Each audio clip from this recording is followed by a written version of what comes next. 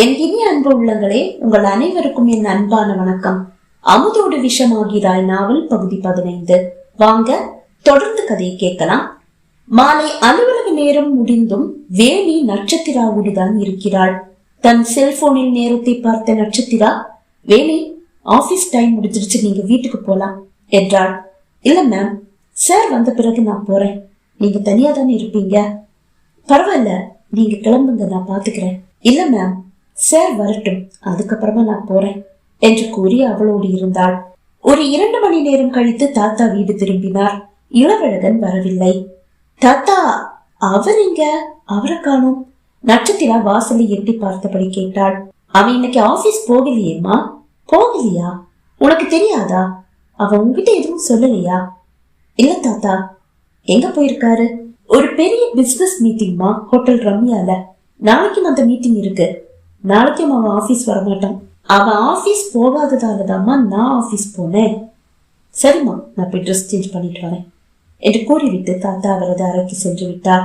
தயங்கி தயங்கி நட்சத்திர அருகில் வந்த வேணி, மேம், கலையும் அவ தங்கச்சி கார்த்திகாவும் ஹோட்டல் ரம்யால தான் வேலை பார்க்கறாங்க என்றாள். ஹோட்டல் ரம்யாலையா? மெல்லிய அதிர்ச்சியோடு நட்சத்திரா கேட்டாள். ஆமா மேம், ஒருத்தர் டேனா ஒருத்தர் நைட்டு வேலை பார்ப்பாங்க. மெல்லிய பதற்றத்தோடு வேணியை பார்த்த நட்சத்திரா, உங்க ஃப்ரெண்டு இன்னும் கூப்பிடல என்றாள். ஆமா மேம். தடுமாறியபடி வேணி கூற நட்சத்திராவுக்கு சந்தேகம். உங்களுக்கு யார்கிட்ட இருந்தும் போன் வரலையே? நீங்க லேட் ஆயிட்டீங்க, அப்படி இருந்து உங்க வீட்டுல இருந்து கூட யாரும் உங்களுக்கு போன் பண்ணலையே. வேணியின் கையில் இருந்த செல்போனை சந்தேகத்தோடு பார்த்தவள் சட்டென்று அதை அவள் கையில் இருந்து பறித்தாள். செல்லை பரிசோதித்த நட்சத்திரா அது அணைத்து வைக்கப்பட்டிருப்பதை கண்டு, என்ன வேணி இது? ஏன் செல்லை சுவிட்ச் ஆஃப் பண்ணி வச்சிருக்கீங்க? முதல்ல ஆன் பண்ணுங்க என்று கூறி செல்லை அவளிடம் கொடுக்க, மனமில்லா மனமோடு செல்லை வாங்கி ஆன் செய்தாள் வேணி. உடனே அவளது செல்லுக்கு அழைப்பு வந்தது. அம்மா என்று டிஸ்பிளே காட்டியது. அவளை முறைத்த நட்சத்திரா, பாவம், பயந்து போயிருப்பாங்க, முதல்ல போன் எடுத்து அவங்க கிட்ட பேசுங்க கோபமாக கூறினாள். அழைப்பை ஏற்றாள் வேணி. என்ன வேணி, செல் இத்தனை நேரம் சுவிட்ச் ஆஃப்ல இருந்தது, நீ வீட்டுக்கும் வரல, என்ன ஆச்சு? பதற்றமான அவளது அம்மாவின் குரல் செல்போனையும் தாண்டி வெளியே கேட்டது. இல்லம்மா, செல்லு சுவிட்ச் ஆஃப்ல இருந்ததை நான் கவனிக்கல, கொஞ்சம் வேலை ஜாஸ்தி, நான் வந்துடுறேம்மா, உடனே வந்துடுறேன் என்று கூறி அழைப்பை துண்டித்தவள், ஓகே மேம், சார் வந்துட்டார்ல, நான் கிளம்புறேன் என்றாள். ஓகே என்று நட்சத்திரா கூற வேணியின் செல்போனுக்கு மீண்டும் அழைப்பு. இப்போது கலை என்று டிஸ்பிளே காட்டியது. எடுத்து பேசுங்க.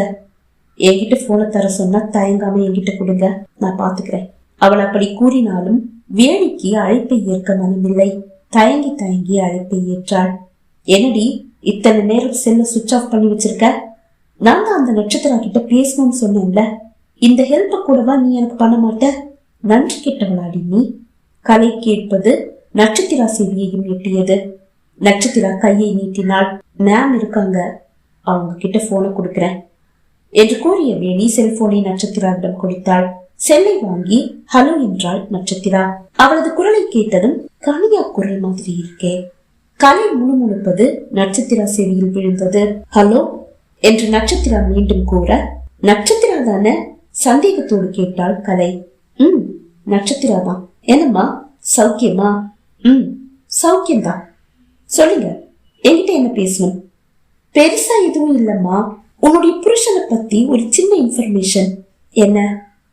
உங்க அப்பா பட்ட கடனுக்கு நீ அங்க அடிமையா இருக்கேன்னு கேள்விப்பட்டேன். ஆனாலும் இளவழகன் பார்க்க ஹீரோ மாதிரி இருக்காருன்னு நீ அவர் அழகுல மயங்கி அங்கேயே இருந்துடக்கூடாது பாரு. உன்னுடைய நன்மைக்காக தான் இந்த இன்ஃபர்மேஷனை கொடுக்கறேன். முதல்ல விஷயத்துக்கு வாங்க கலை. நான் முன்னாடியே உங்க புருஷன் வீட்டுல தான் வேலை பார்த்தேன், அது தெரிஞ்ச விஷயம் தானே. மேல சொல்லுங்க. அந்த நேரத்துல உங்க புருஷன் வீட்டுல கனியான்னு ஒரு முகம் சிதஞ்ச பொண்ணு வேலை பார்த்தா. அதுக்கு இப்ப என்ன? நான் வேலை பார்த்தான்னு சொன்னேன்ல, அப்படி சொல்றதை விட உன்னுடைய புருஷனை பார்த்துக்கிட்டான்னு சொல்றதுதான் சரி. அவன் முகத்தை அழகில்லாம இருந்தது, மத்தபடி உடம்பு அப்படியே சந்தனமா வாசனை வீசிட்டு இருக்கும். தேக்கில சிதுக்கில சிற்பம் மாதிரி சூப்பரான உடம்பு. அவளுடைய அந்த உடம்பழக காட்டி உன் புருஷனாக மயக்கிட்டா. உன் புருஷனும் அவளோட ரொம்ப நெருக்கமா பழகிட்டு இருந்தாரு. 2 பேரும் ரொம்ப நெருக்கமா பெட்ரூம்ல இருந்தத நானே பல தடவை பார்த்திருக்கேன். வேலைக்கு கூட இந்த விஷயம் தெரியும். ஆனா முதலாளி மேல வச்ச விசுவாசத்துல அவ கண்டிப்பா காட்டி கொடுக்க மாட்டா. உன் புருஷன் நல்லவேன்னு நம்பி நீ ஏமாந்துடாத. உன்னுடைய கடனை அடைச்சிட்டு அங்கிருந்து தப்பிக்கிற வழிய பாரு.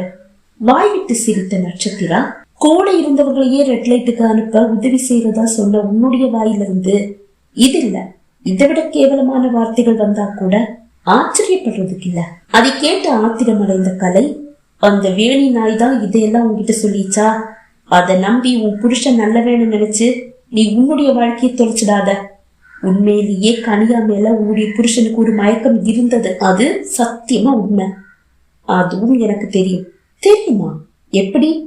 நீ பேசிட்டு இருக்கிறதே என்கிட்ட தானே, ஐ மீன் கனியா கிட்ட. அதை கேட்டு வேணி கலை இருவருக்கும் அதிர்ச்சி. கனியாவா? வேணி கலை இருவரின் இதழ்களும் முணுமுணுத்தது. ஆமா, கனியாவே தான். இனி ஏதாவது பேசி இருக்கா கலை? கண்டிப்பா இருக்காதுன்னு நினைக்கிறேன். அப்ப போனை வச்சிடுவா. அழைப்பை துண்டித்து விட்டு செல்லை வேணியிடம் கொடுத்தாள் நட்சத்திரா.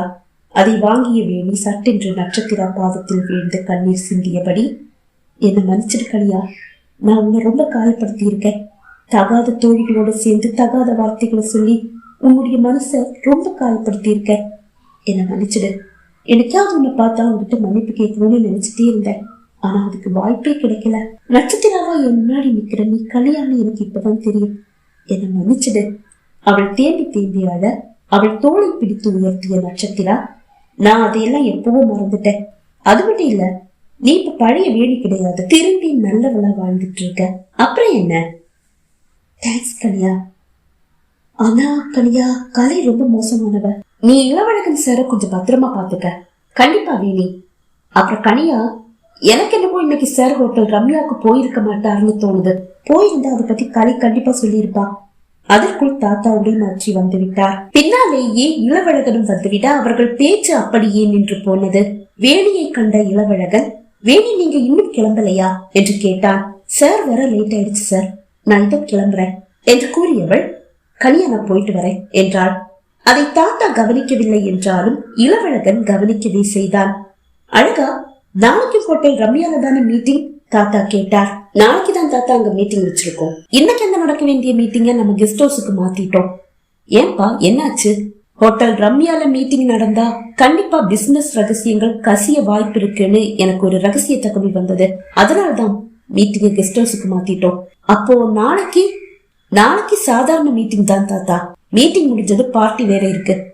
பார்ட்டி நடத்த ஹோட்டல் தானே சரியான இடம். அதுவும் சரிதான். சரிப்பா, நீ போய் ஃப்ரெஷ் ஆயிட்டு வந்துடு. ஓகே தாத்தா என்று கூறியவன் நட்சத்திராவையும் அவள் கையில் போடப்பட்டிருக்கும் கட்டையும் ஒரு பார்வை பார்த்துவிட்டு மாடிக்கு சென்றான். இதற்கிடையில் இளவழகன் பத்திரம் என்று சைகை செய்துவிட்டு வேணி நட்சத்திராவிடம் விடை பெற்றிருந்தாள். அறைக்கு வந்த இளவழகன் நட்சத்திரா வரவுக்காக சில நிமிடங்கள் காத்திருந்தான். அவள் வரவில்லை என்று கண்டு குளிக்க சென்றான். குளித்து விட்டு வந்த பிறகும் நட்சத்திரா அறைக்கு வரவில்லை. இவளுக்கு இன்னுமா உண்மை தெரியல? எப்படி தெரியாம இருக்கும்? வேலை போகும்போது கனியா நான் போயிட்டு வரேன் அப்படின்னு சொல்லிட்டு தானே போனா. உண்மை தெரிஞ்சும் வந்து மன்னிப்பு கேட்கணும்னு இவளுக்கு தோணல. நீயா வந்து மன்னிப்பு கேட்கிற வரைக்கும் நானா இறங்கி வரமாட்டேன் மனதில் கூறிக்கொண்டவன் மாடி இறங்கி வந்தான். நட்சத்திரா தாத்தா அருகில் அமர்ந்து ஏதோ அரட்டை அடித்து சிரித்துக் கொண்டிருந்தாள். அதை கண்டதும் அவன் கோபம் விற்றென்று தலைக்கேறியது. மிகவும் சிரமப்பட்டு அதை கட்டுப்படுத்தி கொண்டவன், நட்சத்திரா கை காய இப்ப எப்படி இருக்கு என்று கேட்டபடியே அவள் அருகில் நெருக்கமாக வந்து அமர்ந்து அவள் கையையும் பிடித்து பார்த்தான். இல்ல பரவாயில்ல, வலி எல்லாம் எதுவும் இல்ல என்றாள். டேப்லெட் எல்லாம் கரெக்டா எடுத்துக்கிட்டியா? எடுத்துக்கிட்டேன். அப்புறம் தேவையில்லாம இதுக்காக வேணிய நம்ம வீட்டுக்கு ஒரு வாரம் வர சொன்னீங்க. என்னுடைய மருந்துகளை நான் எடுத்து சாப்பிட மாட்டேனா? நீயா செய்ய வேண்டியதை செஞ்சா நான் ஏன் வேணிய வீட்டுக்கு அனுப்பி வைக்க போறேன்? எங்கேயாவது பார்த்து நடந்துக்க. சிறிது கோபமாக கூறியவன், தாத்தா எனக்கு வெளியே கொஞ்சம் வேலை இருக்கு, நான் போயிட்டு வந்துட்டேன் என்று கூறி எழுந்து கொண்டான். கார்கியை சுழற்றியபடி வாசலை நோக்கி அவன் நடக்க, என்னம்மா அழகன் என்ன சொல்லிட்டு போறான்? நீ என்ன செய்ய வேண்டியதை செய்யல? தெரியலையே தாத்தா, எனக்கு எதுவும் புரியல. அவர் ஏதோ புலம்பிட்டு போற மாதிரிதான் எனக்கு தோணுது.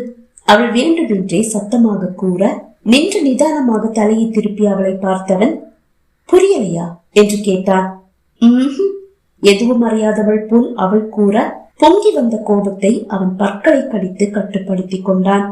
வெளியே போயிட்டு வந்து உனக்கு புரிய வைக்கிறேன் என்று கூறிவிட்டு கோபமாக அவன் வெளியே சென்றான். தாத்தா இதழ்களில் ஒரு குறும்பு புன்னகை உதயமானது. உண்மையிலேயே அழகன் சொல்லிட்டு போனது உனக்கு புரியலையாமா? தாத்தா கேட்டார். இல்லையே தாத்தா, அப்பாவியாக அவள் கூற, உங்க 2 பேருக்கிடையில ஏதோ ஒண்ணு ஓடுதுன்னு எனக்கு புரியுது. 2 பேரும் சேர்ந்து என்ன பைத்தியம் ஆக்காம இருந்தா சரிதான். அப்படியெல்லாம் எதுவும் இல்ல தாத்தா. இல்லம்மா, ஏதோ இருக்கு. நீ அவனை புரிஞ்சுக்காம நடந்துக்கிறேன்னு எனக்கும் தோணுது. எதுவா இருந்தாலும் அவனை கொஞ்சம் புரிஞ்சுக்க முயற்சி பண்ண. உங்களுக்கு இடையில நான் வர விரும்பல. எதுவா இருந்தாலும் நீங்க 2 பேருமே பேசி தீர்த்துக்கங்க. புரியுதா? புரியுது தாத்தா. அப்படி கூறினாலும் இன்னும் சிறிது அவனோடு விளையாட வேண்டும் என்றுதான் அவளுக்கு தோன்றியது. இதே நேரம் காரில் பயணித்துக் கொண்டிருந்த இளவழகன் வேலியை அழைத்து பேசிக் கொண்டிருந்தான். நட்சத்திரா, கனியா இருவரும் ஒன்று என்று அவளுக்கு எப்படி தெரியும் என்று விசாரித்துக் கொண்டிருந்தான். அவளும் நடந்த அனைத்தையும் கூற ஓகே என்று கூறி அழைப்பை துண்டித்தவனுக்கு நட்சத்திரா மீது ஏற்பட்ட கோபம் இன்னும் அதிகமானது. எல்லாத்தையும் தெரிஞ்சு வச்சுக்கிட்டு என்கிட்ட நடிக்கிற, வேணும்னே எனக்கு விளையாட்டு காட்டுற. சரி இருக்கட்டும், நீ எவ்வளவு தூரம் போவேன்னு நானும் பாக்குறேன், தனக்கு தானே கூறிக்கொண்டான். பகுதி 15 நிறைவடைந்தது. பகுதி 16 உங்களை சந்திக்கும் வரை விடைபெறுகிறேன். நன்றி, வணக்கம்.